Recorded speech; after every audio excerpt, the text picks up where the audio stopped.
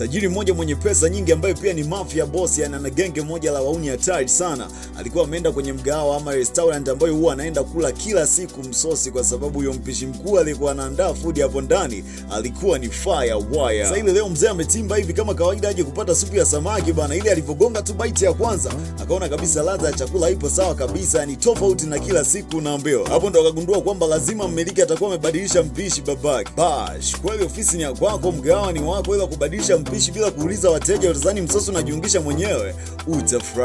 Mafia boss akaita meneja, wewe meneja kuja hapa vipo hapo, shida nini yani? Mbona sielewi msosi haueleweki kabisa, ni kuna shida gani wazee? Meneja akaona kabisa hii kesi. Sasa ile uoga ikabidi amdanganye mnene bwana, akasema hapana, mbona si hatujabadilisha chochote, maana hata mpishi ni yule yule mzee. Mafia alikasema yani wewe kuna deki zako, mimi nakula hapa kila siku na kuambia chakula chelewa kieleweki, unaanza kunibishia. Kwa mimi nimeganda uongo. Bosi kwa hasira bwana kama amechukua sahani na msosi wake afa kabamiza juu ya meza unaambiwa. Hapo ndo wadada wakagundua kwamba wamezingua kinoma noma. Kumbe walimfukuza mpishi mkuu wao wenyewe bwana, na mpishi mkuu alikuwa jamaa mmoja anaitwa Lina ambao walikuwa wameanzisha naye restaurant pamoja. Kwa jamaa kama amefukuzwa na marafiki zake wakati walianzisha biashara pamoja zaidi ya miaka 10 iliyopita wazee. Hao wadada walivyoona kwamba jamaa anajua sana kupika wakaona waungane naye, yani wafanye partnership wazee. Jamaa kama amekubali bana. Kwa ndani ya hiyo miaka 10 mwamba alikuwa anapika na alikuwa anabuni mapishi aina nyingi kinoma. Lina kama amefanya kazi kwa bidii kinoma noma, yani kiukweli jamaa alikuwa anapika kiasi kwamba kikawa sio chakula tena, ni zaidi ya chakula. Kiufupi watu walikuwa wanapata upako babake. Jamaa alifanya kazi nzito kinoma, restaurant ikawa maarufu na wateja wakawa shazi mbaya mbovu. Kuna mmiliki mmoja wa hoteli, yani sio restaurant ni hoteli, alimpa ofa ya mshahara wa $100,000 kama ikiwa jamaa atakubali kufanya kazi hotelini kwake mzee, na atampa 30% ya share zote za hoteli yake unaambiwa. Ila mwamba akasema siwezi nikawasaliti rafiki zangu, ofa yako ni nzuri sana na ni kubwa sana,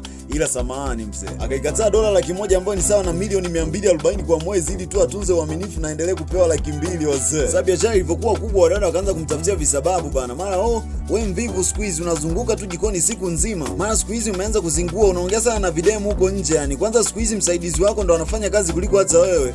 Kudededede. Wewe unapenda tu kuzurura siku hizi yani. Ukienda kununua nyanya, ukienda kununua mboga, change urudishwe na bana change. Yani kifupi wewe siku hizi jao yani.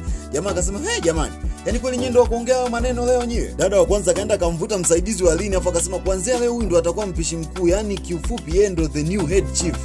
Wakati huo anayemwaminia ndo alikuwa mkata vitunguu, nyanya na mboga za majani, na ana miezi 3 tu hapo, na hata kazi ya upishi hajui vizuri wazee. Hadi wale wapishi wengine wakawa wameganda bwana, wakawa wanashangaa yani kwamba mwamba alivyosikia hivyo akagoma bwana. Ila wadada wakasema unabishana yani we, who are you? Wakasema eti mwamba alikuwa anaficha kipaji cha dogo ili asimpiku bwana, kwa sababu anatambua kwamba huyo fala anajua kuliko yeye, kumbe hamna kitu chochote yani. Wao akamwambia mwamba kwamba kuanzia leo hautahusika na kitu chochote hapa jikoni yani. Lini akasema lakini nyie, kuna tajiri mmoja msosi wake ni heavy duty, yani kiufupi kuandaa ni special case wazee. Kama akigundua kuwa chakula kina utofauti wowote, akiwaka huo moto wake, pigeni simu TANESCO, maana hata fire wazimi wazee. Mwamba akawaelekeza sana, ila wadada wakawa wanampuuzia bana. Wakasema vipi, unaona hisi kwamba ukitutishia ndo tutabadilisha mawazo au sisi tukishafanya maamuzi imeisha hiyo? Kwanza mauzo ya saizi yamepanda kwa sababu ya bidii ya kazi ya msaidizi wako bana.